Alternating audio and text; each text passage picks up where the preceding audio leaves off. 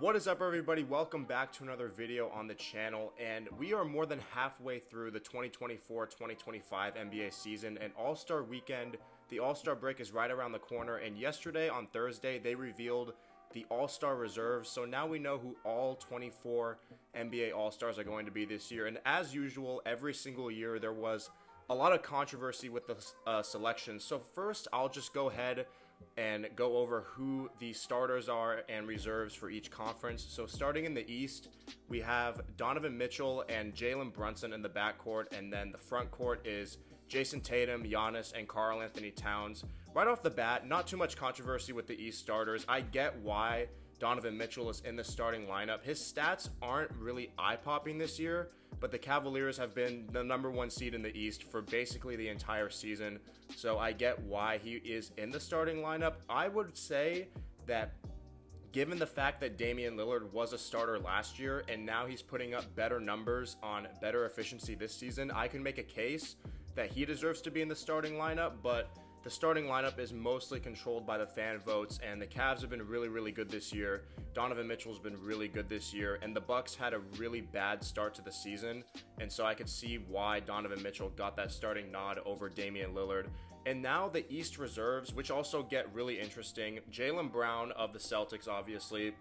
Pascal Siakam of the Pacers. Darius Garland of the Cavs. Cade Cunningham, Evan Mobley, Dame, as I mentioned earlier, and Tyler Hero was the last reserve. And all of these guys that made the All-Star team for the East, they obviously are all very deserving. The Celtics are very good, so I can see why Jaylen Brown made it. The Cavaliers having 3 All-Stars is a little questionable to me. Again, I already mentioned it. You have to reward winning, and that is what the coaches do when they pick the reserves, because they have more influence over the reserves than anybody else, the fan votes or the media votes. So the Cavs getting 3 All-Stars was a little questionable to me, especially when you have guys who were left off. And I mean, LaMelo Ball's having a fantastic season for the Hornets this year, but I am actually not that surprised that he didn't make the team. I think he was probably the most controversial snub for a lot of people, but he's putting up great numbers this year, 28 a game, around 7 or 8 assists. Hasn't been very efficient, but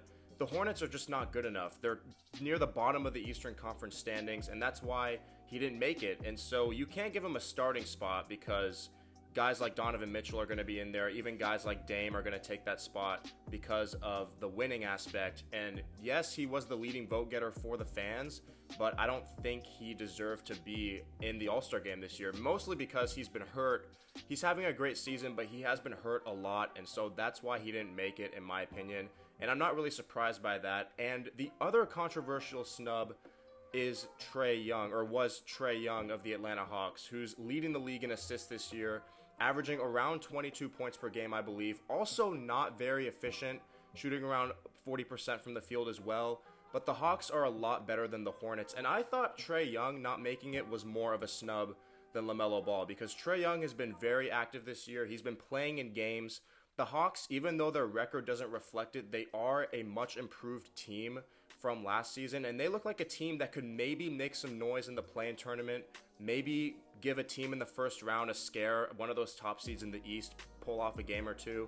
And I just look at what Trae Young does. I think Trae Young might be the most underrated player in the NBA, because you can look at what he does in terms of his play style and not really be a fan of it. He maybe foul baits too much, doesn't really play defense, but you can't deny the production that he gives you at like barely 6 feet tall, being one of the best scoring point guards in the league and arguably the best playmaker in the league outside of maybe James Harden at the point guard position. And so I think Trae Young, in my opinion, was the biggest Eastern Conference All-Star snub if there was going to be one. And obviously, if you want to put him in, you got to take somebody out. So maybe you look at Pascal Siakam or Tyler Hero. But even Tyler Hero's numbers have been very good this year. Much improved, kind of keeping the Miami Heat afloat amidst all the Jimmy Butler drama that's been going on. And with Bam Adebayo's production this year declining a lot compared to previous seasons, I can see why Tyler Hero made the All-Star team. And I'm not that mad that he made it. And I mean, so those are the Eastern Conference All-Stars. I mean, not too much controversy. I get why people are mad at LaMelo Ball not making it, but I personally don't think that I would have put him in there, mostly just because his production doesn't really impact winning, and he's been hurt for a majority of the season. And yeah, that's basically why I wouldn't put him in there. But now moving on to the West All-Stars, the starting lineup: Steph Curry, Golden State Warriors; Kevin Durant, Shai Gilgeous-Alexander, LeBron James, and last but not least, Nikola Jokic. The West All-Star starting lineup is very interesting to me because Steph Curry, I'm not shocked he got the start. The game's in the Bay Area, it's in San Francisco. Steph Curry's numbers are down tremendously this season after the Warriors got off to a really fast start, but the rails have fallen off in Golden State because there's nobody outside of Steph Curry that can do anything consistently on offense. Klay Thompson is in Dallas now, so he doesn't have that second option. Draymond Green's never really been relied upon to do that much offensively. He's always been relied upon to be a really good defender, a great playmaker, and give like some production on offense, but not really be a second scoring option. Andrew Wiggins hasn't been the same player since the Warriors title run in 2022, and their young guys just haven't really developed the way they've liked. Brandon Pajemski, Moses Moody, Jonathan Kuminga, who a lot of people thought was going to take that leap and maybe become the second option for the Warriors this year, but that hasn't really happened either. But again, I'm not surprised Steph Curry got the start, considering he is still Steph Curry, the most popular player in the NBA. That's basically been proven through jersey sales, ratings. Like, Steph Curry is still probably the face of the NBA, in my opinion, not LeBron James. Steph Curry is the face of the NBA, and so obviously he's going to get the starting spot. Kevin Durant has been very good this year for the Suns, was really in MVP talks at the beginning of the season because the Suns got off to a pretty good start, but then he got hurt. And then LeBron James, kind of the same thing. His numbers are nowhere near prime LeBron James anymore, but he's still behind Steph Curry, I would say, one of the big faces of the NBA. People love LeBron James, and the Lakers have been pretty good this year under JJ Redick. They're in that top 8 in the Western Conference, so I mean, they've been balling, and so I'm not mad at LeBron James getting the starting spot. Shai Gilgeous-Alexander, not really much needs to be said. I mean, he's probably going to win MVP this year, and his numbers are better than they were last year, and he's leading the Oklahoma City Thunder, the youngest team in the NBA, to the top seed in the Western Conference. And then Nikola Jokic, averaging a triple-double at the center position. He's obviously going to get the starting nod. But then the reserves for the Western Conference are also very interesting because guys like Devin Booker didn't make it. Guys like Kyrie Irving didn't make it this year. Luka Doncic is not an all-star this year, and Luka and Kyrie have been hurt. And then Domantas Sabonis, Kings, not an all-star this year. De'Aaron Fox wasn't an all-star this year. So there's a lot of guys who didn't make it who are having tremendous seasons. De'Aaron Fox is one of the top guards in the West, like right behind Shai and Luka. You could argue that De'Aaron Fox is right behind those guys in terms of right now production point guards in the Western Conference, and his name has been a trending topic because it looks like he might be on the way out of Sacramento, even though he hasn't officially requested a trade yet. But I mean, De'Aaron Fox is a really good player, and I don't see why the Kings shouldn't have at least one all-star this year, because if you look at the standings in both conferences, West and East, there aren't really any teams outside of, I would say, OKC in the West, and then Cleveland, Boston, and New York in the East that are really good. Everybody's kind of jumbled in there in those 4 through 10 spots. So, I mean, you can't really say that it's about winning because the Kings don't have a bad record. Actually, ever since they fired Mike Brown, they've been trending in the right direction. They're 6-4 in the last 10 games. So, I think they should have had at least one all-star in the game this year. And if you look at the West reserves, the question is, who would you take out if you want to put someone else in? I would take Jalen Williams out. I don't think Jalen Williams, not going to say he wasn't deserving of an all-star spot this year. And again, I think it's more the coaches rewarding winning for OKC having such a good record. But if you want to get the best players in the all-star game and get people to tune in, I think you can get a guy like De'Aaron Fox in there instead, who is one of the most exciting players in the league to watch. And I know not a lot of people are watching the Kings because they're a small market team, but De'Aaron Fox is very fun to watch, and he's having a really good season. And the Kings aren't that bad of a team. They should have at least one all-star in there. Victor Wembanyama making his first all-star, that's a really cool thing to see. And I mean, next year he should probably be starting in this game because based on how he's going to develop as a player, he will definitely be a top 10 player next year, and he might even work his way into top 5 talks by the end of next season. And speaking of the Spurs, that's really a destination that De'Aaron Fox is interested in.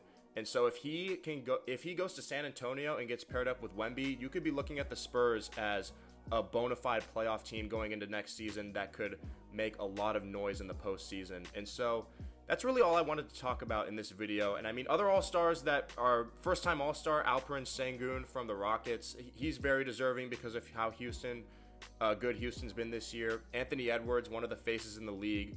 No problems with that. And James Harden on the Clippers. Actually, before I wrap up, I wanted to talk about the Clippers too. James Harden has been very, very good this year. And the Clippers are in the top 6 in the Western Conference when Kawhi has missed a majority of the season. And I mean, you just have to give him all the credit in the world because people wrote James Harden off, including myself. Like, I thought that since prime James Harden was out the door, I didn't really expect much of him on the Clippers this season. I didn't really expect much of the Clippers as a team as a whole, to be honest, but they've been very, very good this year. And you got to give credit to James Harden. You got to give credit to Tyronn Lue. James Harden recently had a 40-point game against the Bucks, so don't think he can't turn back the clock and turn into Houston Harden every so often. But now he's giving you a solid 21 and 8 assists. So I mean, he's been really, really good this year. And you also have to give credit to Norman Powell, who's having a tremendous season, who was maybe the biggest All-Star snub of them all. And I mean, he's increased his points per game average by 10 this season. He was averaging 10 or 11 or 10 to 12 points per game last year, and now he's all the way up at 22, 23, 24. So he's been very, very good this year for the Clippers. But I mean, the Clippers, not really that popular of a team, and they're only 6th in the West, so I didn't see them getting 2 All-Stars. So it's funny because the two guys arguably that were the biggest snubs, LaMelo Ball and Norman Powell, I'm not surprised that they didn't make the All-Star game. Winning has to do with it, and it has to do with like popularity. Like, yes, LaMelo Ball is a very, very popular player, but the Hornets don't win. He's not really healthy. He's not really reliable in terms of health. His numbers don't impact winning, so he didn't make the All-Star game. And when the coaches have most of the say on the reserves, they're going to value in winning. Inside the NBA was talking about this yesterday. Do your numbers impact winning? And so far in his still young career, LaMelo Ball's numbers in Charlotte haven't impacted winning. And you can say that it's a talent thing. Maybe he needs more talent around him. Maybe Brandon Miller can blossom into that guy. But so far, you just got to go with what you've seen. And the Hornets, LaMelo Ball's stats don't impact the Hornets' win-loss record. They don't make them a better team. So, I mean, not surprised he didn't make it. And then Norman Powell, it's not an issue of winning. It's just he's not a big enough name for fans to vote him into the All-Star game.